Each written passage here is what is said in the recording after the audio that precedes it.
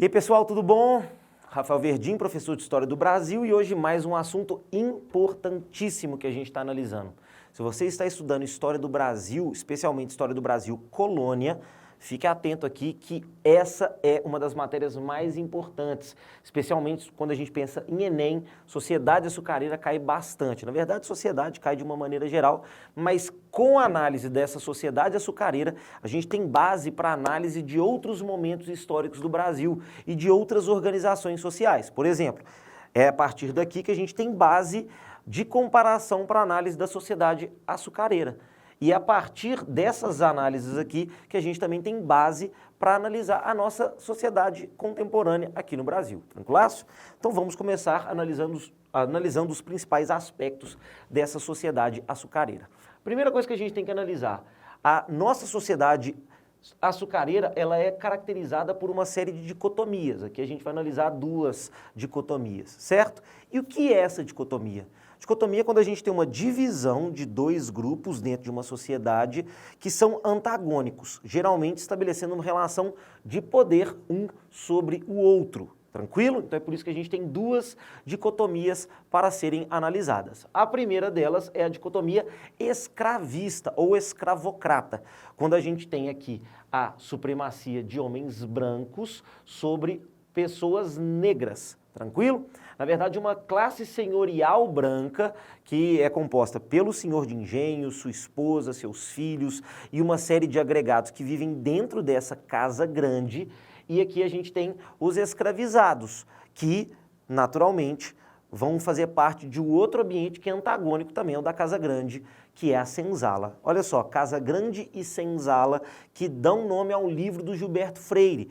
É nesse livro que o Gilberto Freire analisa as relações entre senhores e escravos no ambiente do engenho. E ele diz que grande parte da nossa miscigenação vem desse contato contínuo entre senhores e escravos, especialmente dentro da Casa Grande. Ele chama, inclusive, a nossa miscigenação de fruto de uma mistura gostosa, dando a entender que a nossa miscigenação ela acontece de forma harmônica. E a gente tem que lembrar o seguinte, aqui são dois grupos antagônicos em que um é dono do outro.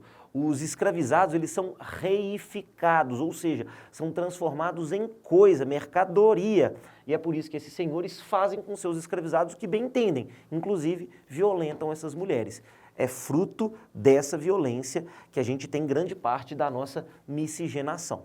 Ok? Se a gente fosse a uma fazenda, se a gente tivesse a oportunidade de experimentar um ambiente de uma fazenda açucareira desse século XVI, XVII, a gente veria que numa fazenda basicamente só existem senhores e escravos, porque os senhores são essa classe que é dominante e os escravizados são aqueles que fazem efetivamente os trabalhos, divididos em dois grupos. Os escravos de lida, que são aqueles que trabalham efetivamente no plantio da cana, na confecção do açúcar, e os escravos de dentro. E é nessa relação entre brancos e negros dentro da casa que essa mistura gostosa acontece. Mas não tem nada de mistura gostosa. O que a gente tem aqui são relações de poder e de violência dos senhores sobre os seus escravizados, sobretudo sobre as escravizadas. Isso dá origem a uma característica tanto dessa sociedade quanto da nossa contemporânea. Sociedades onde a gente tem o critério racial da hierarquização dos indivíduos dentro dessa sociedade, elas podem ser caracterizadas como sociedades racistas, e é o caso da sociedade brasileira, ok? Outra característica é que essa é uma sociedade patriarcal.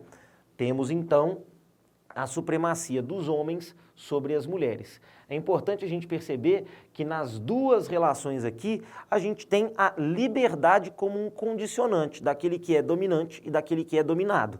Senhores têm liberdade? Sim. Escravizados têm liberdade? Não. Se ele é um escravizado, ele não tem liberdade porque ele é propriedade de alguém.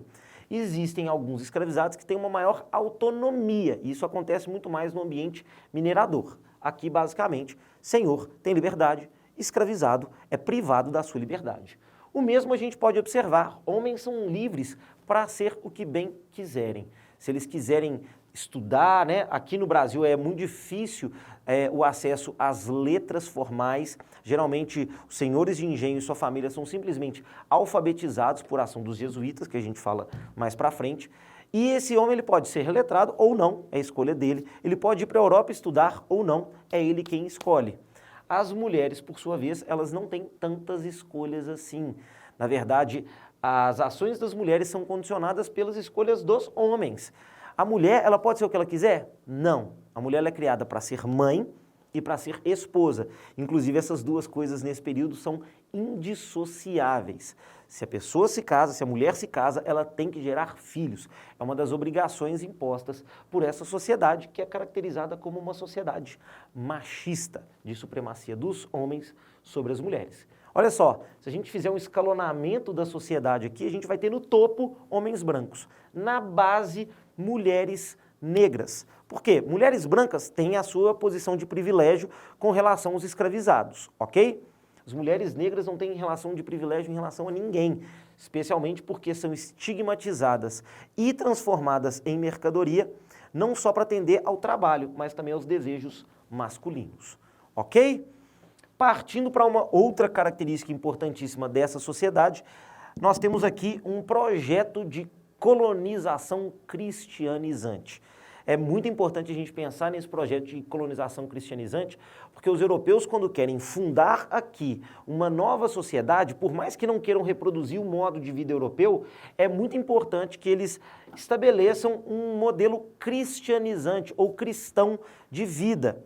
Até porque a colonização da América, ela está ali meio no mesmo contexto da expansão da Igreja Católica, no contexto da chamada Contra-Reforma Católica, beleza? Então, a Companhia de Jesus, inclusive, é um dos principais instrumentos dessa Contra-Reforma, expandindo a fé católica pelo mundo, especialmente aqui no Novo Mundo, na América. Certo? Mas olha só, a colonização cristianizante, ela começa a ser estabelecida de fato com a chegada dos jesuítas. E os jesuítas não chegam aqui em 1500, junto com a esquadra do Pedro Álvares Cabral.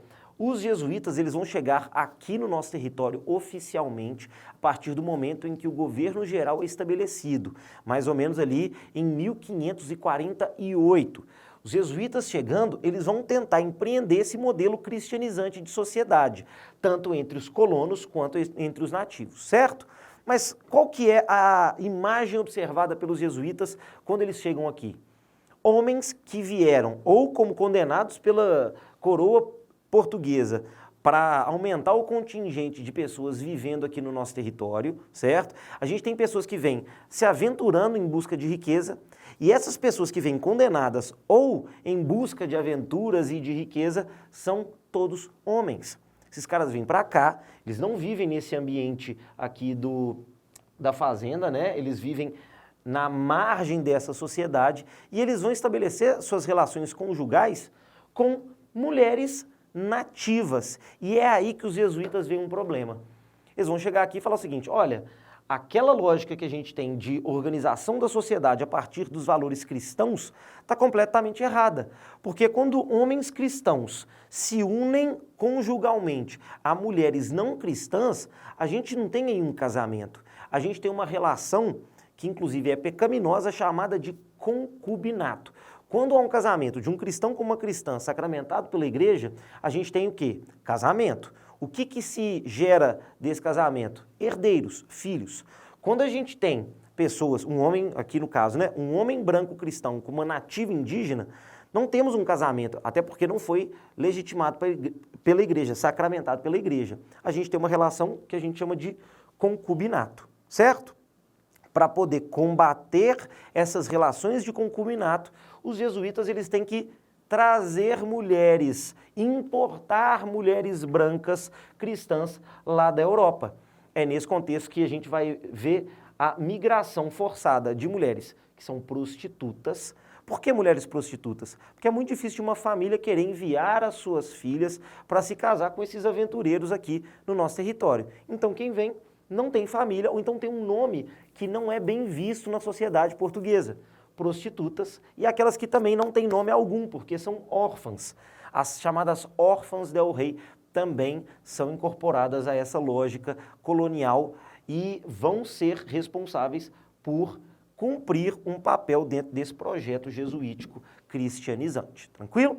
Outra coisa que já é bastante conhecida é que os jesuítas são os responsáveis pela catequese dos colonos e dos nativos. Lembra que eu falei que se um senhor ele quiser aprender a ler e escrever, ele tem possibilidade de fazer isso aqui na colônia? Se ele quisesse ilustrar, se ele quisesse especializar nas letras ou nas ciências, é que ele tem que sair do país. Mas se ele quiser só aprender a ler e escrever, e isso nem era muito comum entre os senhores, ele vai procurar quem?